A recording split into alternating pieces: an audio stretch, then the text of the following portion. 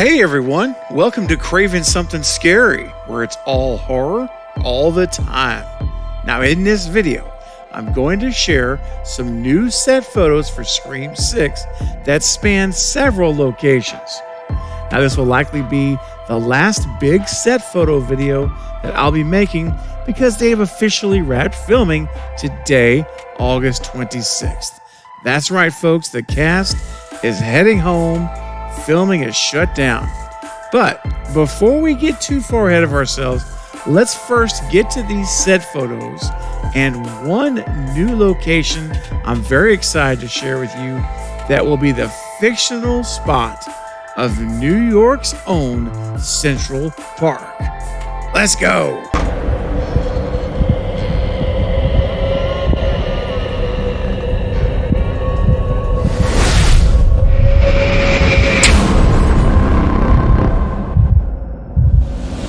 So a big shout out to Chris from Discover Montreal for providing me some of the images in this video. He has been amazing over the last nearly 3 months covering the filming locations in Montreal.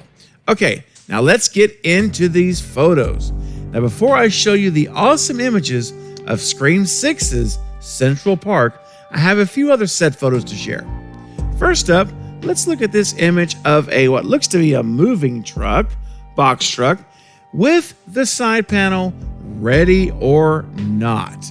Absolutely love this. This is, again, open, straight up Easter egg.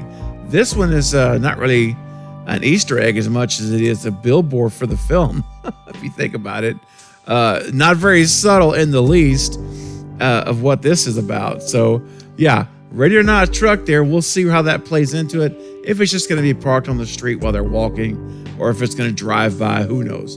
But it's definitely going to be there in the movie at some point. We'll see it. Now, next up, we see here this from across the street. They're filming at this location called Abe's Snake Pagoda, or correction, bodega. I don't know what a pagoda is. Anyway. So here they are filming outside there, and this next image here is a close-up shot where you can really see it. Abe's Snake Bodega, and the real interesting thing here is that if you're not aware of Wes Craven's very early work, you may not know what Abe's Snake is referring to, but this is actually something that's a very huge Easter egg. If you're a Wes Craven fan. You'll know exactly what I'm talking about because he did a movie in 1975 called The Fireworks Woman, and it is actually an X-rated film, and he appears as a mysterious stranger and is credited under the pseudonym of Abe Snake. So this is a really going deep Easter egg for Wes Craven. Pretty darn cool though that they put that in here. That's awesome. And so now, if you would not have noticed it before, now when you see in the movie when they go to this location, you're gonna know that's actually talking about Wes Craven. It's referring to Wes Craven. It's pretty cool. All right, this next shot here is just a nice shot here. You see them, the crew there. They're putting the street lights together. Again, normally the street lights there in Montreal, I believe, are normally green, I believe, if I remember correctly, Chris saying. And so they're changing them here to a yellow. So it matches, of course, what you would see in America. Our street lights are yellow. All right, next up, speaking of yellow, we've got the yellow cabs of New York here next to an exterior shot of one of the filming locations. And then we see Victoria Hair Salon. So they are getting, just more signage out. There's another USA Today display machine to get a newspaper. Just again, making it look like New York on the sidewalks as characters are driving by or walking by, whatever the case is. They'll look like they're right there in New York. Now, this next image I think is really cool. This is a shot of Danvers and it's a Halloween shop. And I love this. You got the Halloween trick or treat on the door. They've got the skeleton on the bench. You know, this full-blown Halloween decorations, which again is just yet another confirmation. We have several now that this movie is happening over Halloween. I mean, we've talked for many times on Lethal Collective here on my channel, how, and offline for that matter as well, how cool would it be to see a Scream film on Halloween? Well, we are actually getting it for sure, guys. So I'm just hopeful that Radio Silence and the writing team are going to take full advantage of that. All right, next up, we have this image of the facade of a subway station or entranceway. You see 45 Street Station, and again, another USA Today dispenser, and some graffiti, of course, making it look all natural there, a la naturel for New York. And so what's interesting though is that this is a total facade. This is just a sidewalk. There is no subway station down below this or anything like that. And if you look at this next shot here, this is the same image, but just or in the same location, just more in the front of it on the side. And you see we got another, again, the subway. There's USA Today and the other dispenser there, the New York Times, I believe. And then what's interesting is you see the metal, the silver metal handles, going down for the steps into the subway. And the funny thing is, there's like I said, there's no steps there. Those railings just go down to the end of that. They've built there and they just stop.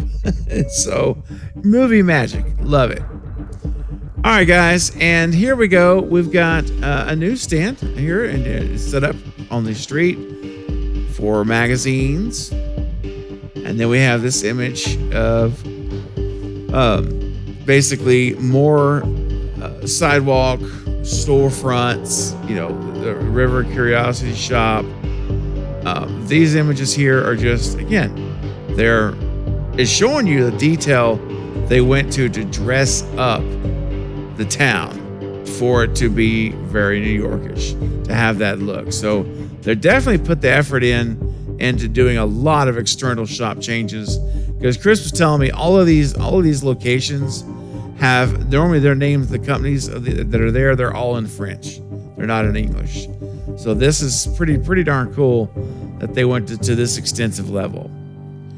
All right, next up, we have this image here of a Mel's trailer.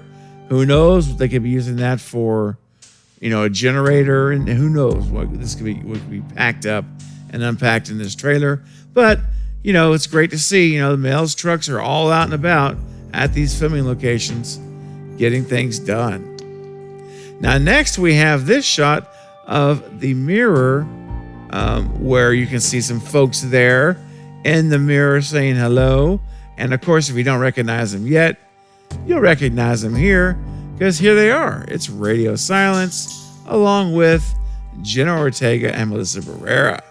I love seeing Jenna sporting the witch's hat and holding a Statue of Liberty miniature statue and the I Love New York cup. It's classic and it looks amazing. So great job.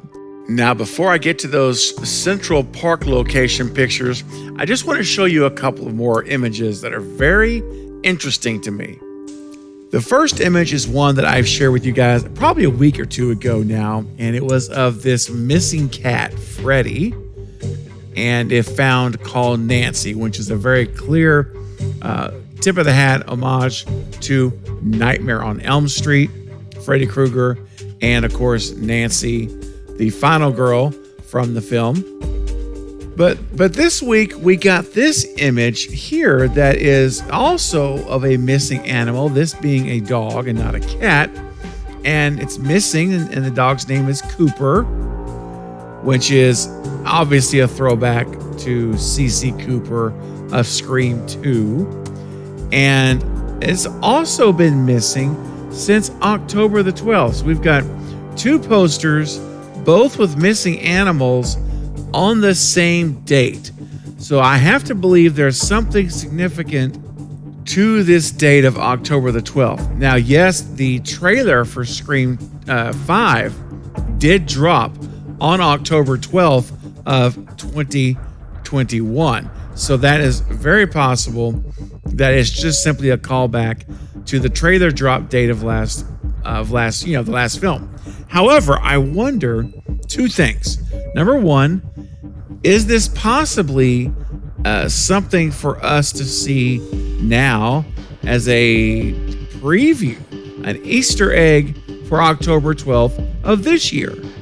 Could there be a special poster, some kind of a marketing material or something that comes out on October 12th of this year? Now, it won't be a trailer because I don't believe that. I mean, unless you're just going to put like something of like Ghostface, maybe one image. It's just not enough time. But I wonder, is that something for us to have an Easter egg now? Or will it be something significant in the movie? Such as a frat house where maybe they have a cat and a dog there in the house, and maybe there's a house party, and Ghostface comes and attacks and kills a ton of people at this party, and in the insanity of that night, the dog and cat get out of the house and now they're missing. I mean, it's something like that, so it could actually be relevant within the film itself once we actually see it. But whatever it is, it's very curious and it's interesting for us to kind of speculate on and try to figure out. So more to come there, I'm sure, as time goes on. All right, guys, finally, I'm going to now share with you the images I've been very excited to show. One of the questions that's come around New York City and us talking on live streams and videos has been, well, where are they going to do Central Park? How are they going to do Central Park? Because Central Park is such a pivotal piece of the landscape of New York. So when you think about New York, I mean, you think about a lot of things. Central Park is way up there at the top of the list for most people. Well, I'm happy to share again, Chris at Discover Montreal was able to discover this and confirmed that they are filming at a location there that at least one scene will take place at, maybe more. But my hope is that if it does happen, it's going to be an epic chase scene. So guys, here we go. Here we go is the first image of the fictional Central Park in Montreal. This is La Fontaine Park in Montreal. And here's another image. You can see how it's got like, the hill there. You can sit on the embankment. It's really pretty. And this final shot here of the park, I love this with all the trees and stuff. It's gorgeous. So these are images that he sent me. That is where they were filming at. So this is probably going to be the Central Park filming location within the movie, the fictional location, of course. And it makes sense. You can pull it off. You can definitely make it work and make it believable that you're in Central Park. So I absolutely love these images, love this idea. And I'm so happy that, they found a place that can include this in the movie, because it would have been really strange having a film based in New York and there's no Central Park. It would have been really strange. But anyway, guys, now we begin to move forward into the post-production phase, and if any reshoots will be needed, those type of things. But I think we will see the first poster and teaser trailer sometime in December, and I would not be surprised if it happens the week of Christmas. And what a nice Christmas gift that would be. And again, the October 12th date, keep an eye on it. Don't forget about it. Something to keep in the back of your head. Maybe there's something to it this year and not just referring last year, or referring to, last year, I should say. So we'll have to wait and see. But all right, guys, I want to know what you think about these images in this fictional Central Park that we're going to be seeing in the movie. I want to know your thoughts, ideas, and your theories. So start leaving your comments below right now so we can discuss it together. Well, that's going to be it for this update, but I'll be back soon with more Scream and other horror movie content. Don't forget to like and subscribe. And until next time, this is Craven Something Scary, where it's all horror all the time. Thanks for watching.